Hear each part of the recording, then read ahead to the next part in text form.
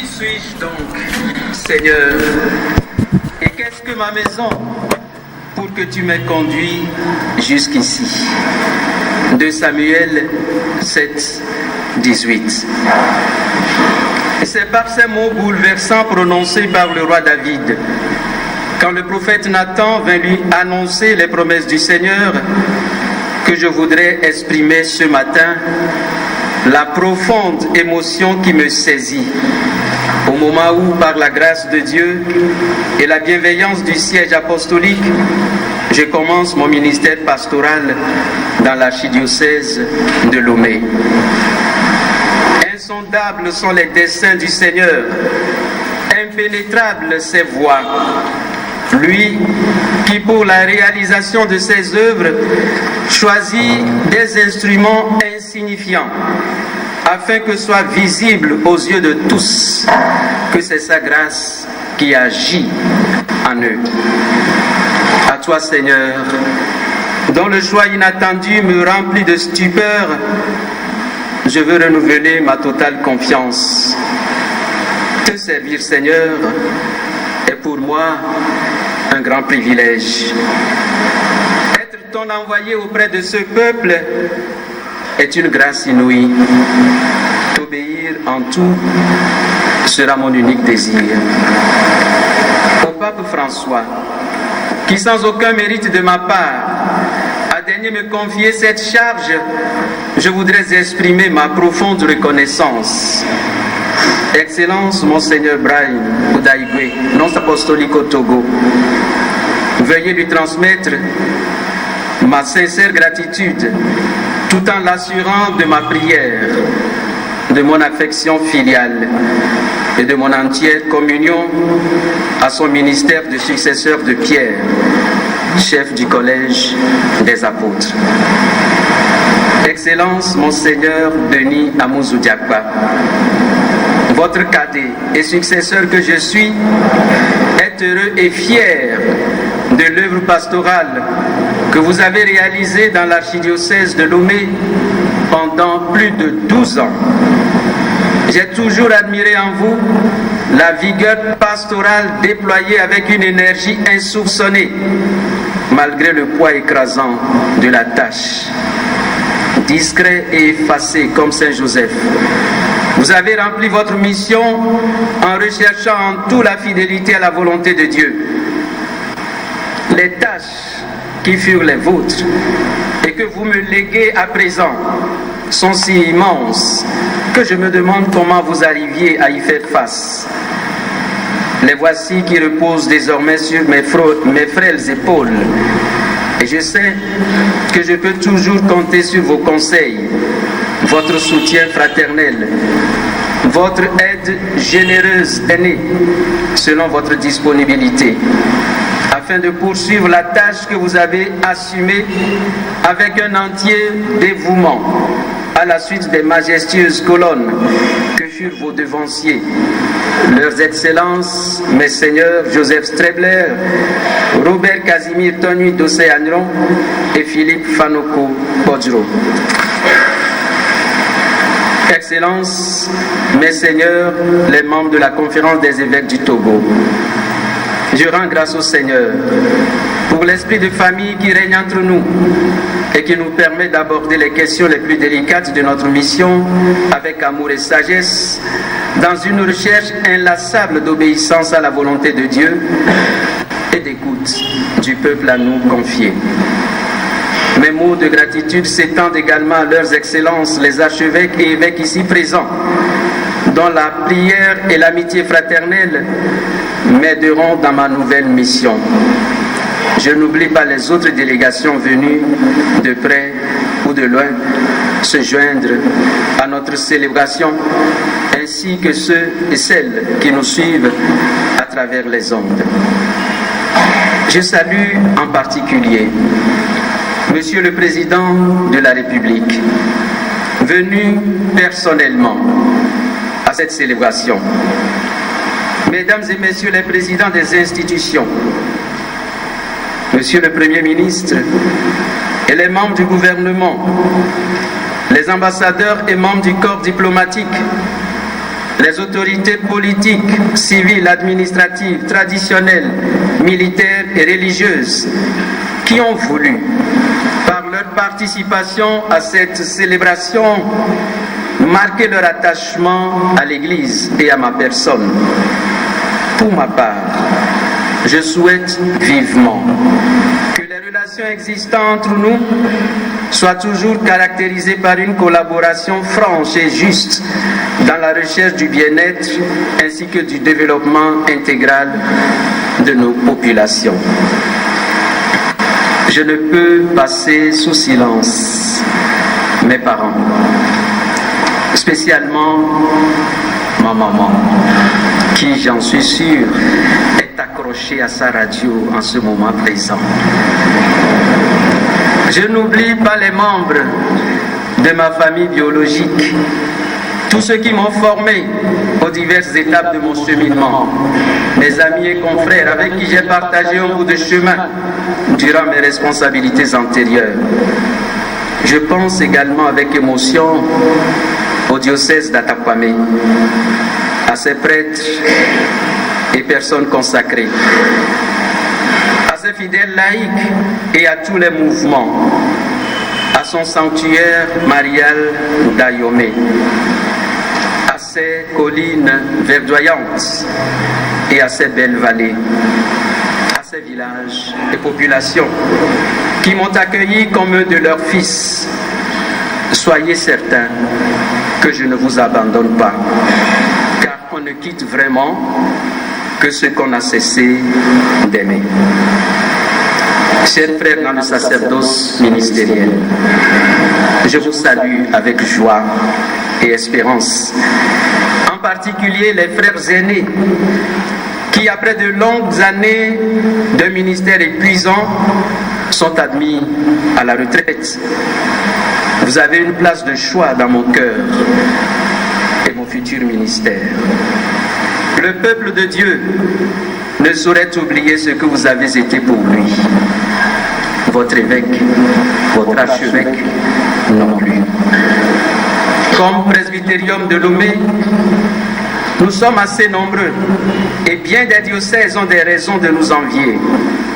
Mais au-delà du nombre important que nous constituons, notre honneur sera d'être résolument en marche vers la sainteté, dans une recherche permanente de fidélité à notre vocation. Le monde dans lequel nous vivons aujourd'hui ne tolère plus de voir ses responsables manquer à leurs engagements, ainsi que la cohérence de notre vie. Notre exemple de communion et de vie fraternelle au sein du presbytérium, notre zèle pastoral quotidien et notre désintéressement soient des marques distinctives de notre ministère sacerdotal. Je rends grâce au Seigneur pour la vie consacrée si florissante dans notre archidiocèse, où les divers instituts venus d'ailleurs et ceux qui ont fleuri sur nos terres témoignent de manière prophétique et harmonieuse de leur charisme au service de l'Église et du monde. Gardez toujours allumée en vous la flamme de votre passion pour Dieu et pour l'homme, qui est le signe vivant de la radicalité de votre choix. Notre Église peut se réjouir également d'avoir en son sein de nombreux fidèles laïcs de plus en plus conscients de leur vocation dans l'Église, qui participent à sa vie après avoir été formés dans nos écoles et nos institutions, pour exercer un laïcat plénier. Rappelez-vous, pour exercer un laïcat plénier, il faut être sel et lumière au cœur du monde, comme vous y exhorte le Seigneur. Peuple de Dieu de l'archidiocèse de Lomé, ton pasteur vient à toi avec beaucoup d'humilité pour se mettre à ton service pour l'annonce de l'Évangile. Ton pasteur vient à toi comme un père qui voudrait être proche de ses fils, un frère parmi parmi des frères, un ami heureux de cheminer avec des amis. Ton pasteur vient à toi, le cœur ouvert et les mains offertes pour construire avec toi le royaume de Dieu. Ma mission parmi vous sera essentiellement celle d'un pasteur au service de son troupeau, comme nous le rappelle l'évangile que j'ai choisi pour cette heureuse célébration. Pour le Christ, la qualité essentielle qui doit distinguer tout responsable, en particulier ceux de l'Église, est la capacité de s'offrir pour le bien du peuple. En effet, tandis que le mercenaire ne pense qu'au profit et aux avantages à tirer du troupeau, qu'il abandonne d'ailleurs dès que surgit un danger, le bon pasteur, au contraire, est prêt à risquer sa vie pour protéger ceux qui lui sont confiés. C'est une regrettable erreur, mes frères, de ne voir dans les responsabilités que l'on exerce qu'une aubaine pour réaliser ses rêves de grandeur et ses ambitions personnelles. Sur ce point, nous le savons, le Christ est très formel. Celui qui n'est pas prêt à servir les autres n'est pas prêt non plus à les conduire. Celui qui ne pense qu'à soi n'est pas en mesure d'exercer une responsabilité de guide, en particulier dans l'Église. Celui qui recherche uniquement ses intérêts ne mérite l'intérêt de personne. Voilà pourquoi j'ai choisi pour mes armoiries l'image du bon pasteur et pour devise la béatitude de la paix. Heureux les artisans de paix. Matthieu 5, 9. Je veux être à l'écoute de tous, sans parti pris ni considération d'ordre religieux, ethnique ou politique. Je veux travailler avec tous les hommes et femmes de bonne volonté pour le bien de tous. Je veux que dans ma voix, les pauvres entendent l'écho de leurs cris et de leurs souffrances. Et que dans mes engagements en faveur de la paix, de la justice et de la vérité, tous ceux qui sont à la recherche d'une société plus fraternelle trouvent un appui, un allié. Je veux que tous ensemble, nous œuvrions au service de l'Évangile pour le salut de tous, ainsi qu'au développement de notre pays dans la concorde et dans la paix. Mais de quelle paix devons-nous être les artisans? Saint Augustin définit la paix comme la tranquillité de l'ordre. Une telle paix suppose non seulement la tranquillité, le calme, l'absence de conflit, mais aussi le respect d'un ordre juste et vrai. Voilà pourquoi la paix ne saurait s'établir là où sont entretenues les agitations, mais elle ne saurait exister non plus là où font défaut les 4 piliers énumérés par le Saint Pape Jean XXIII, à savoir la vérité, la justice, l'amour et la liberté. Chers frères et sœurs, et vous tous qui êtes en communion avec nous à travers la Radio Maria, TV Space, TVT, les autres radios et les autres moyens de communication sociale, la providence divine a voulu que l'inauguration de mon ministère dans l'archidiocèse de Lomé se déroule à quelques semaines de l'élection présidentielle, un moment capital de la vie de notre pays qui suscite à juste titre une effervescence tout à fait compréhensible.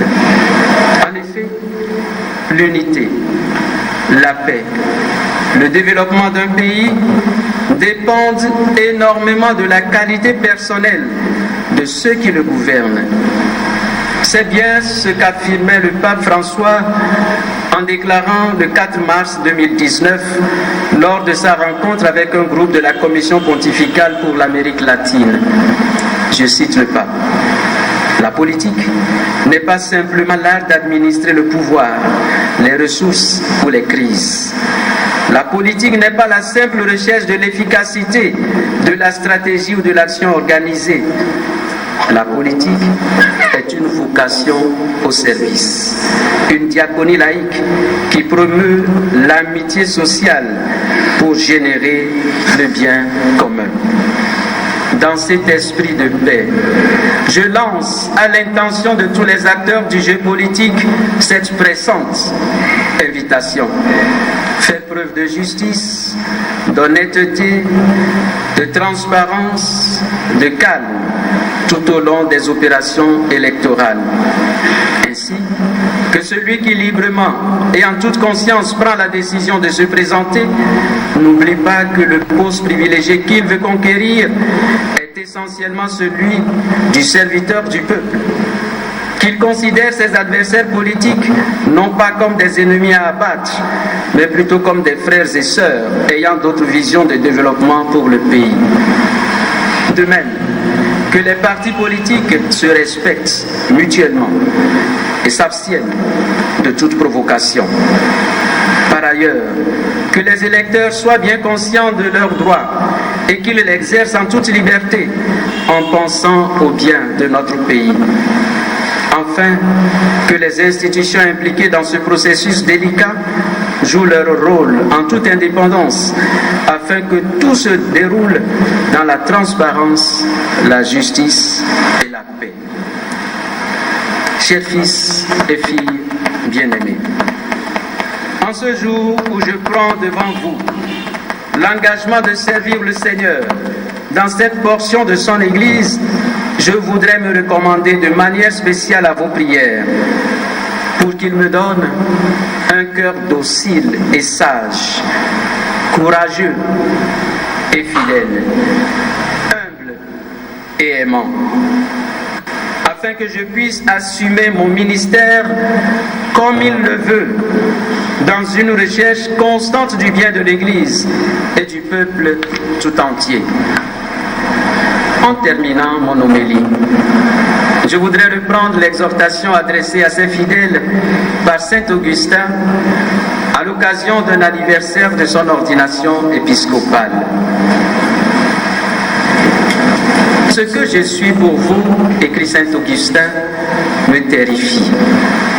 Mais ce que je suis avec vous me console. Car pour vous, je suis évêque. Avec vous, je suis chrétien. Le premier titre est celui d'une charge, le second d'une grâce. Celui-là désigne le péril, celui-ci le salut. Bref, nous sommes ballottés par les tempêtes de cette activité comme un vaisseau en pleine mer. Mais lorsque nous nous rappelons celui dont le sang nous a rachetés, la paix que donne une telle pensée nous fait en quelque sorte entrer au port de la sécurité. Et si personnellement nous trouvons cette fonction pénible, l'union avec nous procure un repos paisible. Rendez notre ministère fructueux. Vous êtes le champ que Dieu cultive. Recevez au dehors celui qui plante et qui arrose, mais au dedans celui qui donne la croissance. Secondez-nous par la prière et l'obéissance, afin que nous ayons la joie, non pas tant d'être votre supérieur que votre bienfaiteur. Fin de citation. Que la bienheureuse Vierge Marie, Notre-Dame des Sept Douleurs, que nous honorons dans notre sanctuaire à Covier, intercède pour nous. Amen.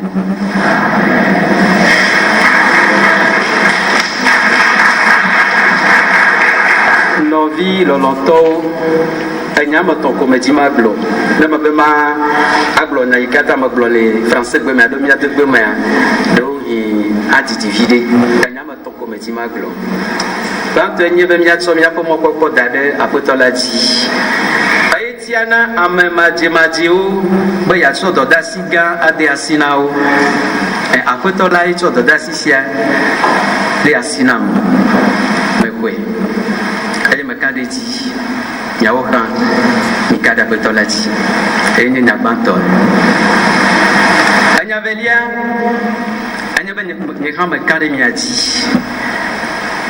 Ame aɖewo le mia me fifia eye wole kpɔma wole gblɔ be Nikovia le fi ma hã alo Nikovia eye le ŋgɔ na mi egbea mia nɔvi mia vi mia fofo alo mia tɔa eye va zo episkɔpo na mi egbea meka ɖe mia dzi meka ɖe mia dzi eye nyatɔlia enye be meva mia dome abe tɔ ene etɔ si ase nu na viawo katã meva mia dome abe mia nɔvi ene nɔvi si di be yeazɔ kple ye nɔvi meva mia dome abe xɔlɔ̃ ene miaƒe episkɔpo gã edzi be yeanye mia dometɔ ɖe sia ɖe ƒe xɔlɔ̃ miado gbe ɖa ɖe ta nyi bamenuvenu gã si aƒetɔ tsɔ de asi na ma ŋutɔ wòakpe ɖe ŋutinye be mawɔe ale si dze